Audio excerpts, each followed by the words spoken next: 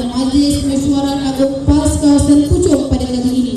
Dengan segala hormatnya, Majlis mempersilakan.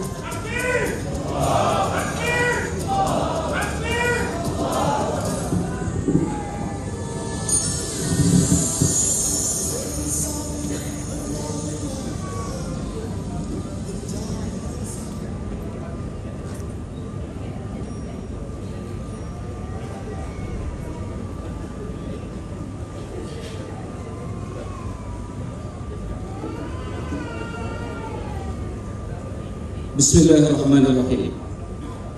Assalamualaikum warahmatullahi wabarakatuh. Dan salam sejahtera.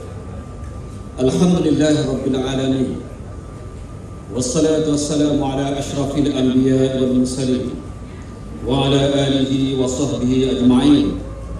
Subhanaka la ilma lana illa ma 'allamtana innaka antal alimul hakim. ولا حول ولا قوة إلا بالله العلي العظيم. رب اشرح لي صدري ويسر لي أمري واحلل عقدة من لساني يفقهوا قولي. Terima kasih saudari pengacara majlis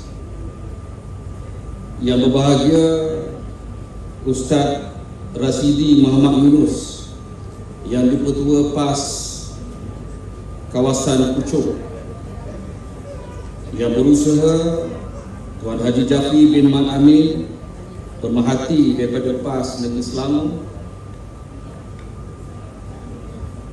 yang berusaha Ustaz Muslifa bin Ismail selaku pengarah panitia bagi Mesyuarat Agung PAS kawasan Puchong kali ke-19, yang dikasihi seluruh kepimpinan PAS kawasan Puchong, pemuda, muslimah, ulama, seterusnya seluruh para perwakilan dan pemerhati yang dikasihi sekalian. Pertamanya saya bersyukur kepada Allah Subhanahu Wa Taala. Ini adalah kunjungan kali pertama saya sebenarnya di dalam Mesyuarat Agung PAS kawasan Puchong. Saya sebenarnya betul was-was sekejap bila masuk dewan tadi. Saya ingat ke akad nikah siapa.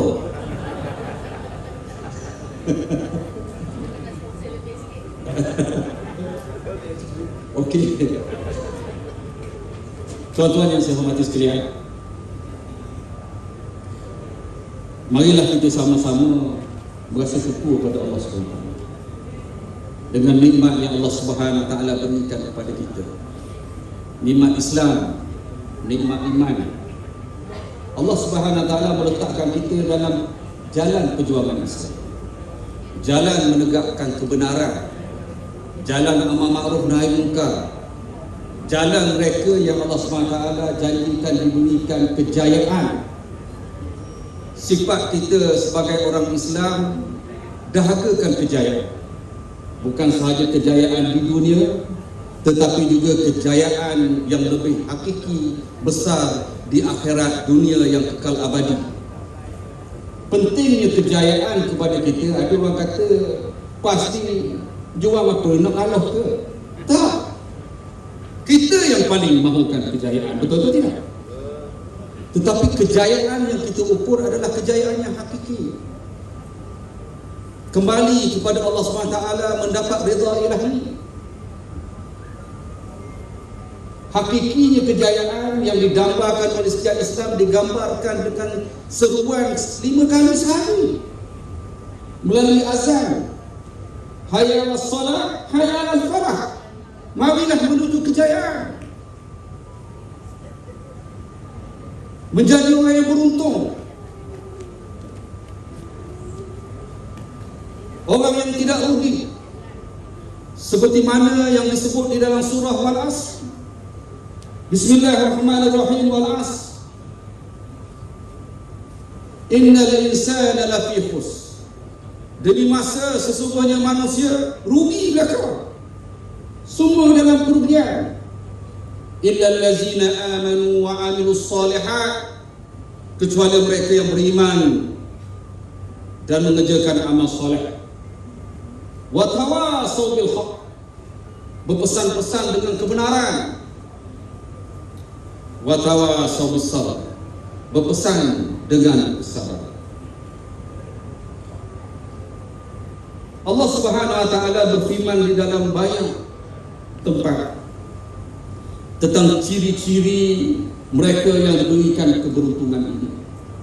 Tuan-tuan yang saya hormati sekalian, kita menggabungkan diri dengan Parti Islam se-Malaysia kerana kita membawa perjuangan yang membawa kepada kejayaan. Keyakinan kita bahawa negara kita di bawah petunjuk Al-Quran melalui Islam akan menjadi negara yang lebih berjaya, negara yang lebih baik. Ini digambarkan di dalam perlembagaan kita, Parti Islam se-Malaysia. Saya membaca buku perlembagaan kita, Perlembagaan Parti Islam se-Malaysia. Sebelum dibacakan bab yang pertama berkaitan dengan nama parti dan sebagainya, pada mukaddimahnya tertulis dengan jelas bahawa dengan sesungguhnya adalah diisytiharkan demi untuk menyempurnakan takwa kepada Allah dan kebaktian kepada sesama manusia yang dijadikan bagi menegakkan al-amru bil ma'ruf wa nahyu 'anil munkar dalam kehidupan bermasyarakat dan bernegara. Maka inilah diisytiharkan sebuah penubuhan yang dinamakan Parti Islam se-Malaysia. Di dalam pasal 5 digariskan dengan jelas tujuan penubuhan parti kita, Parti Islam se-Malaysia. Yang pertama, pasal 5 perkara 1, memperjuangkan wujudnya di dalam negara ini sebuah masyarakat dan pemerintahan yang terlaksana di dalamnya nilai-nilai hidup Islam dan hukum-hukumnya menuju keredaan Allah. Dan yang kedua, mempertahankan kesucian Islam serta kemerdekaan dan kedaulatan negara. Perkara ini digariskan dengan jelas di dalam perlembagaan kita Parti Islam se-Malaysia. Dan ini sejajar dengan apa yang Allah Subhanahu wa taala firmankan di dalam Al-Quran. Di dalam rangkaian surah, ayat-ayat di dalam surah Al-Imran, ayat 102, 103, 104, Allah Subhanahu wa taala berfirman, Bismillahirrahmanirrahim. Ya ayyuhallazina amanu taqullaha haqqa tuqatih wa la tamutunna illa wa antum muslimin. Wahai orang yang beriman, bertakwalah kamu kepada Allah dengan sebenar-benar takwa, dan jangan kamu mati melainkan sebagai seorang Islam. Selanjutnya di dalam ayat 103 Allah SWT berfirman, wa'tasimu bihablillahi jami'an wa la tafarraqu wazkuru ni'matallahi 'alaikum iz kuntum a'daan fa'alafa baina qulubikum fa asbahtum bi ni'matihi ikhwana wa kuntum 'ala shafa hufratin minan nar fa anqadhakum minha kadzalika yubayyinullahu lakum ayatihi la'allakum tahtadun. 103, 104, wa takum minkum ummatun yad'una ila al-khair wa ya'muruna bil ma'ruf wa yanhauna 'anil munkar wa ulaika humul muflihun. 103 mengajak kita semua supaya berpegang sungguh-sungguh dengan hablillah, agama Islam, dan jangan berpecah belah. Allah Subhanahu wa taala memperingatkan, wala tafarraqu wazkuru nikmatallahi 'alaikum. Ingatlah nikmat pada Allah kepada kamu. Iz kuntum a'daan, yang mana ketika dahulu kamu bermusuh-musuhan. Fa asbahtum bi ni'matihi ikhwana fa alafa baina qulubikum.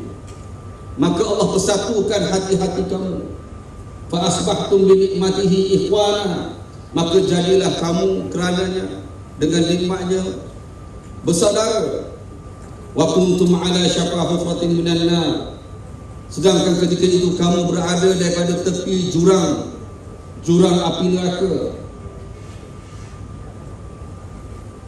Dan selanjutnya di dalam ayat 104 Allah Subhanahu wa taala mencirikan sifat kita orang Islam yang berjaya dengan amal ma'ruf nahi munkar. Wal takum minkum ummatun yad'una ilal khair wa ya'muruna bil ma'ruf wa yanhauna 'anil munkar wa ulaika humul muflihun. Tuan-tuan, sebelum PRU ke-14 kita telah memulakan budaya politik matang dan sejahtera, iaitu satu pendekatan yang membolehkan kita melebar luaskan lagi ruang dakwah kita, mempermudahkan lagi penerimaan mesej kita kepada semua rakyat. Disetujui apabila kita berhadapan dengan PRU yang ke-14 dalam keadaan ketika itu pertandingan yang jelas 3 penjuru, perpecahan yang jelas undi orang Islam, undi orang lain, yang menyebabkan kali pertama di dalam sejarah menangnya Pakatan Harapan, yang walaupun meletakkan di hadapan kepimpinan negara orang Melayu, orang Islam, tetapi hakikat yang berada di belakang polisi dan dasar ditentukan oleh mereka yang liberal, yang tidak meletak kehadapankan kepentingan Islam, yang tidak meletak kehadapankan kepentingan bangsa, yang membahayakan kedudukan kedaulatan negara.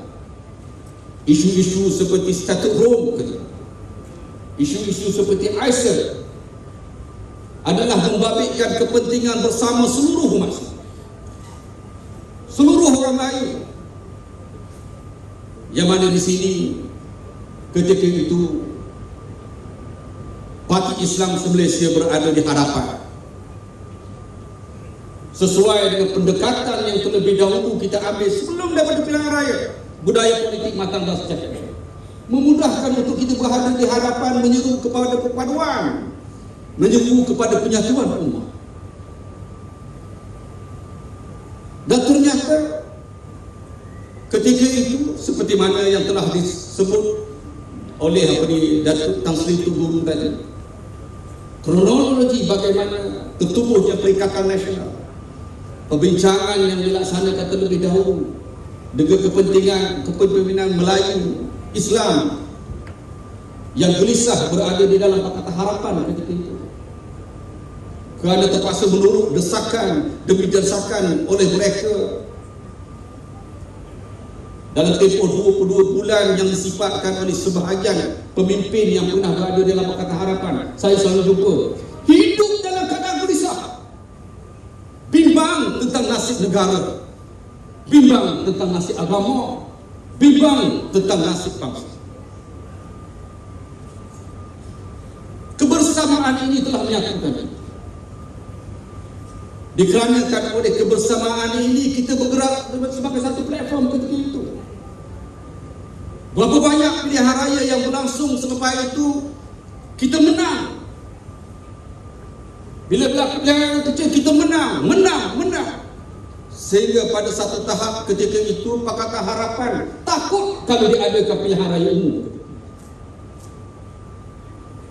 Tetapi sudah itulah cabaran mempunyai kuasa. Banyak hasutan kiri dan kanan menyebabkan tertangguh apa yang kita hasratkan. Walau bagaimanapun komitmen kita di dalam Parti Islam se-Malaysia, komitmen kita secara berjemaah, pendirian kita Parti Islam se-Malaysia sejak 3 tahun yang lalu tetap istiqamah memberitahu kepada rakyat negara Malaysia, memberitahu kepada dunia bahawa kita Parti Islam se-Malaysia bersungguh dan beristiqamah untuk menjayakan perpaduan ini, sekalipun seruan kita tidak sepenuhnya diterima, kata dia. Ada sebahagian masih lagi menepisnya dengan nada yang sinis, tetapi kita tetap memberitahu, walaupun melalui 3 muktamar yang lalu, kita tetap istiqamah beritahu bahawa iltizam kita mahu menyatukan umat Islam ini. Bermula dengan muktamar pada tahun 2019 ketika itu. Tema ketika itu di Indra Mahkota, Islam memimpin kota. Diikuti pada tahun 2020 muktamar PAS kali ke-66. Sekali lagi Islam memperkukuhkan depan. Dan tema muktamar yang terakhir, Islam menyatukan umat. Tuan-tuan yang saya hormati sekalian, cabaran tetap ada. Situasi yang berlaku di dalam negara menunjukkan apabila kita mula mengambil mudah tentang perpaduan umat, musuh-musuh Islam mula mengambil peluang dan peluang. Islam tercabar pada hari ini. Kesucian Islam tercabar, yang menyebabkan kita perlu memikirkan kembali bahawa pilihan raya umum yang akan datang PRU15, kita perlu menghantar mesej yang jelas bahawa kekuatan itu ada pada Islam. Tuan-tuan yang saya hormati sekalian, kerana itu muktamar ini adalah muktamar yang terakhir sebelum berlangsungnya pilihan raya umum yang ke-15. Mana-mana orang bertanya, jumpa ahli parlimen, orang bertanya, bila pilihan raya? Orang bertanya kepada Timbalan Menteri, saya Timbalan Menteri, orang tanya, bila pilihan raya? Saya nak beritahu kepada tuan-tuan, saya sesama dengan Menteri, Timbalan Menteri pun saling bertanya. Kadang-kadang saya jumpa, yang saya jumpa Menteri Kanan duduk sebelah saya, tanya saya, bila pilihan raya? Menteri Kanan tanya kita, menunjukkan bahawa tak ada siapa yang boleh tak menjawab bila akan berlaku pilihan raya. MOU yang ada antara kerajaan pada hari ini dengan Pakatan Harapan menggariskan antara lain tidak akan dilaksanakan pilihan raya lebih awal daripada Julai 2020. Maksudnya sekarang kita telah ada di dalam bulan Julai, bukan maksudnya Julai kita akan adakan pilihan raya, tetapi sebelum Julai tak boleh buat pilihan raya. Maksudnya mulai daripada Julai sehingga akan datang pilihan raya boleh dilangsungkan bila-bila masa. Yang pastinya pilihan raya tidak semakin jauh, pilihan raya semakin dekat. Dan saya beritahu amanat pesanan yang diberikan oleh kepimpinan. Pilihan raya kali ini, semua jentera di semua peringkat, semua ahli, termasuk saudara mara, semua sumber yang kita ada perlu digerakkan untuk memastikan pilihan raya tak kira bulan depan, tak kira tahun depan, hatta kalau minggu depan sekalipun sekiranya diumumkan, kita mesti bersedia untuk memastikan kemenangan kita Parti Islam Malaysia. Tuan-tuan, sememangnya cabaran yang ada dan kita faham keadaan Islam, dan kita mengharapkan ada kebijaksanaan di kalangan kepimpinan kita, dan tak perlulah saya ulas lebih daripada itu. Tetapi keadaan menunjukkan di negeri-negeri yang di bawah pemerintahan kita tidak lemah sebenarnya. Pilihan raya tertakluk kepada dalam perlembagaan disebut nasihat oleh jemaah menteri kepada Sri Paduka Baginda yang dikeluarkan. Dulu kalau jemaah menteri ini Perdana Menteri, tetapi situasi sekarang berbeza. Kerajaan yang ada bukan sepenuhnya kerajaan UMNO. Saya sebut dulu macam itu. Tetapi sebaliknya 1/3 daripada Jemaah Menteri daripada Barisan Nasional, lebih daripada 1/3 daripada Perikatan Nasional, PAS dan juga Bersatu, dan selebihnya daripada GPS, GRS, Sabah dan Sarawak yang sangat selesa dengan kita Parti Islam Malaysia. Dan situasi yang berada di dalam negara ketika ini tidak menunjukkan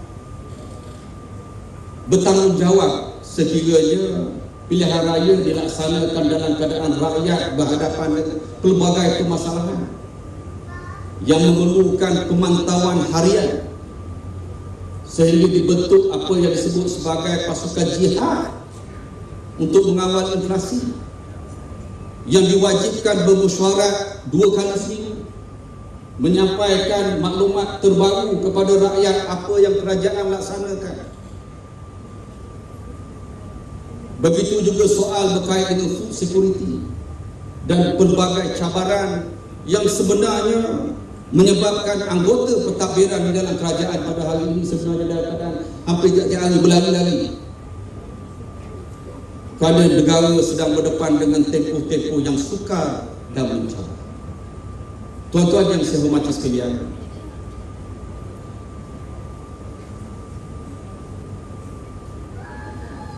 situasi di Parlimen juga menunjukkan keadaan yang serupa. Hampir di semua peringkat daripada pembangkang, walaupun Parlimen yang sedang berlangsung sekarang, pembangkang cuba dianggap sebagai barangkali ini mungkin sidang Parlimen yang perlu dimanfaatkan sepenuhnya untuk menunjukkan bahawa mereka lah hero di dalam pelbagai perkara, tapi tidak menunjukkan kekuatan di pihak mereka. Baru-baru ini undian berkaitan dengan SOSMA adalah satu bidang kuasa yang panjang kalau saya nak, cuma saya nak sebut sikit. Di dalam situasi yang berlaku sekarang, dikarenakan oleh polis dianggap hilang kuasa, ekoran daripada yang SOSMA dah ini, peningkatan jenayah terancam dalam keadaan yang sangat tinggi. Begitu juga soal berkait dengan perkara-perkara yang menyentuh sensitiviti agama yang memerlukan tindakan segera tak dapat dilaksanakan. Dipendekkan cerita, undian di dalam Parlimen baru ini menyaksikan kemenangan pihak kerajaan sebanyak 105 undi, berbanding dengan paling banyak pembangkang boleh kumpulkan sebanyak 83. Itu pun dalam keadaan ketidakhadiran ramai juga pemimpin kita yang berada di Mekah sedang menunaikan haji ketika itu. Nak beritahu dari segi moodnya sekarang ni bukan pilihan raya melainkan dalam UMNO saja, segelintir. Walau bagaimanapun,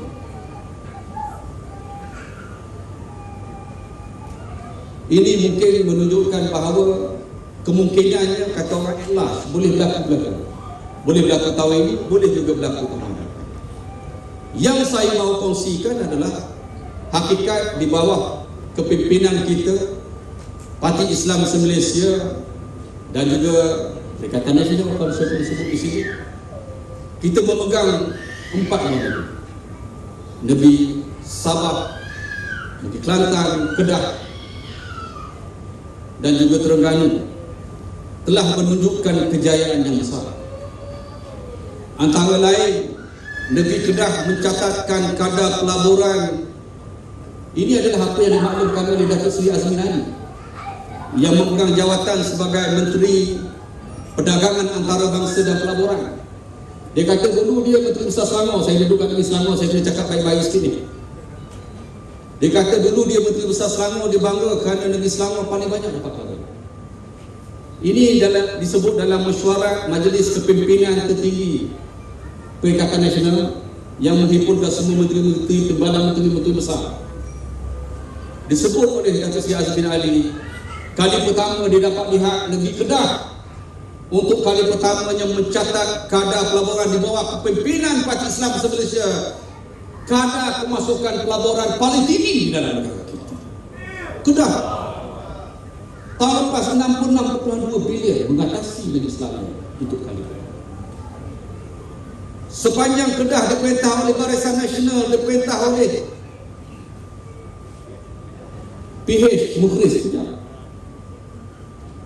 Kebiasaannya wang simpanan kerajaan negeri Kedah dalam lingkungan 20 juta.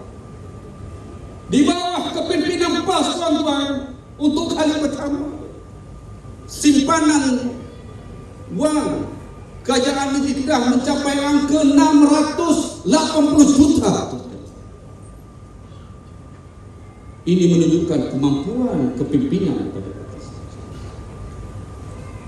Begitu juga negeri Terengganu, selepas daripada era pasca PKP dan sebagainya, tak boleh kita beritahu kita telah keluar daripada pandemik. Kita masih lagi dalam transisi kepada endemik. Negeri Terengganu mencatat kejayaan antara negeri tertinggi mencatat kadar pertumbuhan ekonomi. Menduduki tempat ketiga seluruh negara kadar pertumbuhan ekonomi. Negeri-negeri seperti Terengganu, negeri seperti Kelantan terus mencatat antara negeri-negeri yang mempunyai kadar jenayah yang paling rendah di dalam negara, menjadi tumpuan pelancongan. Saya ahli Parlimen Kuala Terengganu, tiap-tiap hari bila musim cuti saya kena bawa motosikal sebab jam kerana ramainya pengunjung yang datang. Menunjukkan keyakinan orang suka ke negeri-negeri di bawah kepimpinan kita. Dan satu yang kita terus secara istiqamah buktikan kepada rakyat, dalam keadaan masing-masing nak tunjuk hero, lawan rasuah, anti penyelewengan dan sebagainya, daripada kalangan mereka lah juga yang sentiasa terbabit dengan Islam. Parti Islam Malaysia, tuan-tuan, membuktikan kepada dunia, kita memerintah negeri Terengganu, kita memerintah negeri Kelantan, kita memerintah negeri Kedah, kita pernah menjadi sebahagian daripada kerajaan Perak, sebahagian daripada kerajaan Selangor. Sampai sekarang tak ada satu pun kes berkaitan dengan rasuah membabitkan pimpinan Parti Islam Malaysia. Betul atau tidak? Dan ini adalah testimoni yang akan kita bawa di dalam pilihan raya akan datang untuk tunjukkan bahawa insya-Allah PAS menawarkan kepimpinan Islam yang terbaik untuk negara. Dan tuan-tuan, selaras dengan saya dimaklumkan juga pelancaran jentera pilihan raya untuk PAS kawasan Puchong pada hari ini, saya menyuruh sekali lagi untuk memperkemaskan jentera kita, bersiap segera, bersiap sedia, pukul gendang perang kita, bahawa dalam pilihan raya akan datang kita akan bersungguh-sungguh untuk memastikan kemenangan calon-calon kita. Benar atau tidak? Kita akan memastikan kalau di Selangor Pakatan Harapan dijatuhkan untuk menaikkan kerajaan Islam, insya-Allah. Tuan-tuan, saya perlu selepas ini ke Bami untuk merasmikan Mesyuarat Agung Bami pula. Saya janji pukul 11. Saya janji pukul 11. Jadi saya tidak boleh mengucap dengan lebih panjang lagi. Saya mengucapkan terima kasih di atas jemputan semua. InsyaAllah kita jumpa lagi. Saya dengan lafaz Bismillahirrahmanirrahim merasmikan Mesyuarat Agung tahunan kali ke-19 PAS kawasan Puchong dan juga pelancaran jentera pilihan raya PAS kawasan Puchong. Siru ala barakatillah, wabillahi taufiq wal hidayah. Assalamualaikum warahmatullahi wabarakatuh. Takbir, takbir.